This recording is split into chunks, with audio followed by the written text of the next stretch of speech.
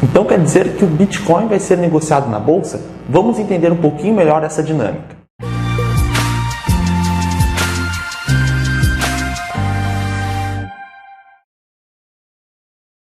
Tá bem, se você está vendo esse vídeo, eu acredito que você já tem alguma noção sobre o conceito de uma criptomoeda, mas vamos fazer de uma forma breve uma recapitulação disso.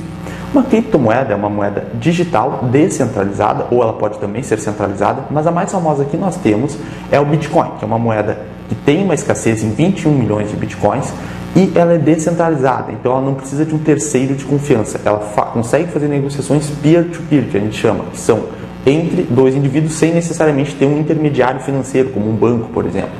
Então, o Bitcoin ele vem se valorizando ao longo desse período porque ele tem uma escassez fixa. Então, não é possível emitir novos Bitcoins, imprimir Bitcoins, digamos assim, né?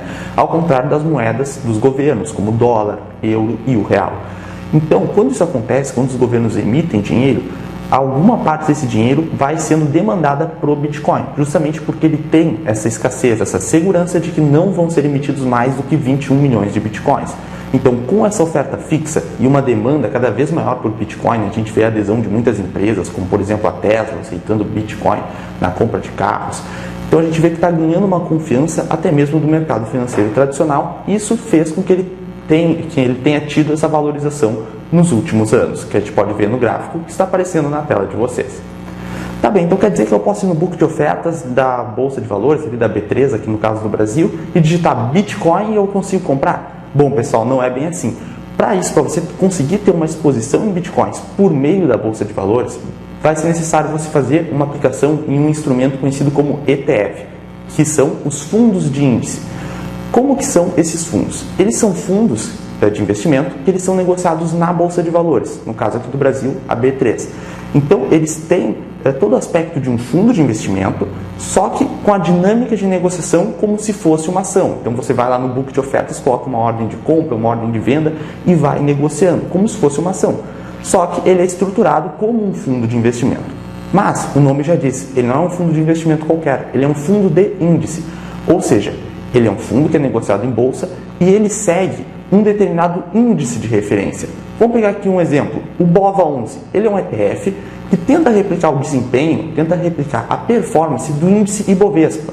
O índice Ibovespa é um índice com as maiores e mais negociadas empresas aqui do Brasil e o BOVA11 ele tenta replicar esse índice. Então, se o Ibovespa sobe, a tendência é que o BOVA11 também suba para replicar esse movimento. Se o Ibovespa cair, a tendência é que o BOVA caia na mesma medida para acompanhar o índice. É isso que um ETF tenta fazer. Então, agora que nós recapitulamos, a gente pode perguntar, o que isso tem a ver com o Bitcoin e com as criptomoedas? Bom, é que no Brasil vão ser lançados dois novos ETFs, o Hash11 e o QBTC11. Vamos ver as diferenças de cada um deles.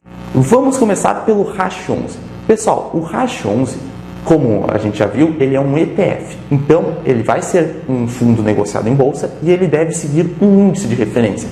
Qual que é o índice que o Hash11 vai estar seguindo? O Nasdaq Crypto Index, que é um índice que tem, atualmente, né, o índice ele pode ir mudando.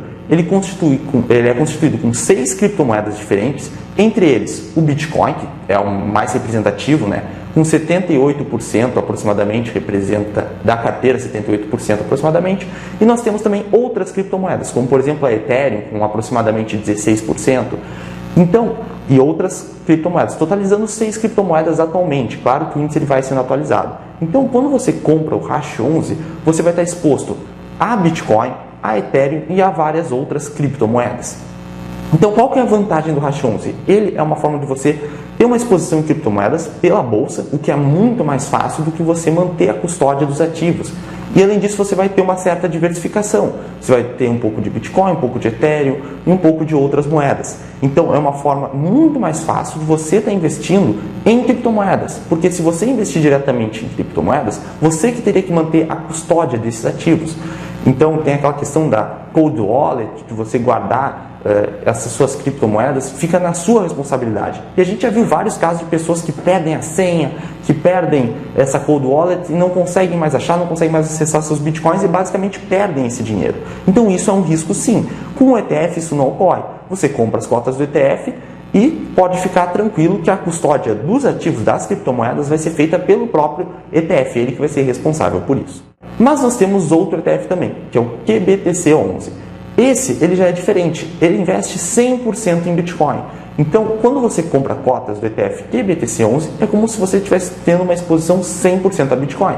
Porém, de uma forma muito facilitada, porque se você tiver acesso à Bolsa de Valores, que é um mercado mais tradicional, as pessoas normalmente têm mais costume, você consegue estar se expondo ao Bitcoin, comprando as cotas desse ETF, de uma forma muito mais fácil. Então, é uma vantagem também.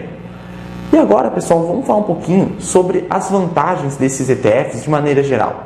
A primeira delas, que é a mais comum de se observar logo de cara, é que os ETFs, em comparação aos fundos comuns, aos fundos de varejo, que são ofertados normalmente pelas corretoras, é que os ETFs, eles normalmente possuem uma taxa de administração mais baixa, porque eles buscam replicar um índice de referência. Se eles colocarem uma taxa de administração muito alta, a tendência é que isso afete demais a rentabilidade deles e eles não consigam seguir com tanta eficiência o seu índice de referência. Então isso é um ponto muito importante. Outra vantagem dos ETFs, claro, a facilitação, porque o pessoal normalmente que é iniciante ou que está pensando em começar nas criptomoedas, pensa assim, nossa, olha o trabalho que vai ser, eu tenho que estudar sobre cold wallet, sobre como armazenar, sobre senha, sobre segurança digital, sobre tudo isso para eu poder comprar criptomoeda. Então as pessoas acabam ou protelando isso, ou deixam de fazer, ou fazem de uma forma que não é a mais segura possível. Então os bitcoins sendo negociados em bolsa por meio dos ETFs traz uma facilitação desse processo, uma facilitação da adesão das pessoas para começarem a ter uma exposição em Bitcoin, e é um local onde a custódia fica mais segura, fica com a responsabilidade do ETF, então fica tudo mais simples. Continuando uma comparação, traçando essa comparação entre os ETFs com os fundos comuns que a gente tem de Bitcoin, que provavelmente são esses fundos de varejo que aparecem quando você acessa a sua corretora, lá eles vêm ofertando, é que esses fundos de criptomoeda que não são negociados em bolsa, então que não são os ETFs, eles normalmente se constituem como fundos multimercado. Só que o que acontece? Os fundos multimercado, eles têm uma tributação conhecida como come-cotas. Ela ocorre a cada 6 meses. Então, nos meses de maio e novembro, ocorre essa tributação do come-cotas, que é como se fosse uma antecipação do imposto de renda. Você não resgata o seu fundo, mas mesmo assim é cobrado um imposto chamado de come-cotas a cada 6 meses. Então, pessoal, esse imposto ele afeta o número de cotas que você possui, porque você não resgatou o seu fundo multimercado, você mantém ele ali, mesmo assim é cobrado o imposto na forma de redução do número de cotas que você tem. Então, o come-cotas ele não vai afetar o valor da cota, ele vai afetar o número de cotas que você possui. Eles fazem um cálculo simulando como se você estivesse resgatando o investimento, observam a alíquota e cobram esse imposto sobre a redução do número de cotas que você possui. Então, essa é uma grande desvantagem, ao meu ver, dos fundos multimercado de criptomoedas, porque eles sofrem a tributação do come-cotas, enquanto que nos ETFs de criptomoedas, a única tributação que vai existir mais relevante, é no momento do resgate. Quando você vende suas cotas do ETF com lucro, vai ter uma alíquota de 15% sobre o seu lucro, no resgate com lucro de cotas de ETFs de criptomoedas. Então, pessoal, é uma grande vantagem, principalmente se você for deixar para o longo prazo,